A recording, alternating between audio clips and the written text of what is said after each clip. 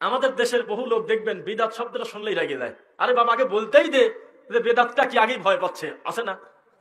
বিদাত আর শিরিক সম্পর্কে যেই ইমামের স্বচ্ছ ধারণা নাই, আল্লাহর ঘরে ইমামতি ছেড়ে দাও, তোমার অধিকারই নেই ইমামতি করা। আমাদের দেশে অধিকাংশ মসজিদ আল্লাহর ঘরে ইমাম নেয়, কয় যে ইমামটা একটু দেখে শুনে নিও, একটু লম্বা চওড়া, একটু বিয়ে শাদী করছে কিনা, একটু ভারত দেখে নিও, কোরআন মাজিদটা পড়া কিরকম, আসলেই দাওরা ইফতা করছে কিনা, আসলেই টাইটেল পাস করছে কিনা। ইমাম সাহেব যেহেতু হাফিজিয়া মাদ্রাসার ছেলেদের পড়াবেন, বলেন তো 6 নম্বর মাখরাজ কি? ইমাম বলতেছে 6 নম্বর মাখরাজ জিহ্বার মধ্যখান তার বরাবর উপরের তালুর সঙ্গে লাগাইয়া জিম সিনিয়া। এরপরে বলতেছে যে 11 নম্বর মাখরাজ বলেন, 13 নম্বর মাখরাজ বলেন, সে তার মতো করে বলতেছে না? ইমাম সাহেব একটু বলেন তো দেখি ওযু ভঙ্গের কারণ কয়টি, এই কথা বলেন তো ইমাম সাহেব গোসলের ফরজ কয়টি, ইমাম সাহেব নামাজ ভঙ্গের কারণ কয়টি, 2-4টা মাসালা বলে একটা ইমামকে আল্লাহর ঘরের দায়িত্ব দেওয়া হয়। অথচ কমিটি আজও পর্যন্ত জানেই নাই যেটা প্রশ্ন করার কথা, এখনো প্রশ্ন করাই হয় নাই। সেটা কি? প্রথম নাম্বার প্রশ্ন হলো আল্লাহ সম্পর্কে ইমামটার স্বচ্ছ ধারণা আছে কিনা। 2, এই ইমামটা বিদআত এবং শিরিক সম্পর্কে কতটা ধারণা রাখে। 3, ইমান ভঙ্গের কারণ কয়টা ইমাম বলবে সিরিয়ালে, তারপরে তাকে আল্লাহর ঘরের মেম্বারে বসতে দেবো, তার আগে দেবো না। এই পরিস্থিতি, এই গতিতে যদি ইমাম ঠিক করা হতো, এত মিনিটে মিনিটে ওয়াজ লাগতো না। প্রত্যেক জুমার খুতবার একটা বয়ান গোটা সমাজ সংশোধনের জন্য যথেষ্ট হয়ে যেত। বোঝা যাচ্ছে নাকি?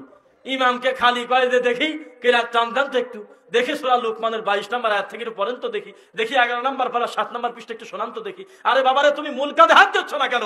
একটা ইমাম যদি বেদাতি হয়, গোটা সমাজের উপরে তার আসর পড়ে। একটা ইমাম যদি শিরকি আকীদার হয়, গোটা সমাজের উপরে সেই আকীদার পোষণ পড়ে। মূল জিনিসে হাত দেওয়া বাদ দি খালি দুনিয়াবি অন্যান্য জিনিস। বিয়ে করছেন তো ইমাম সাহেব, ছেলে ফেলে কয়টা? আগের ইমাম আবার ধরা পড়ছিল, আগের ইমাম এই সেই করছে, আমরা বিবাহিত লোক ছাড়া নেব না। আরে বাবার, ইমান হারানোর কারণে জানে না লোকটা, এ বিদআত কাকে বলে তাই জানে না, তুমি আল্লাহর ঘরের দায়িত্ব দিলা কিভাবে? তো বিদআতি হইতে শরিয়া থাকার ব্যাপারে আব্দুল কাদের জিলানী বলবে না আমি বলবো?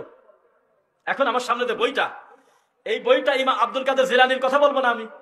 আল্লাহ এবং তার রাসূল বললে তো আপনি শোনেন না, আপনি তো খিলখিল করে হাসেন, গেদারিং করেন, ঠাট্টা করেন। আপনি আল্লাহ বললেই বলেন যে আল্লাহর কথা আপনি বেশি বোঝেন, আমার আব্বা হুজুর বোঝে না। রাসূলের কথা বললেই বলেন যে সব হাদিস তো মানা যাবে না, এই কথা বলে না।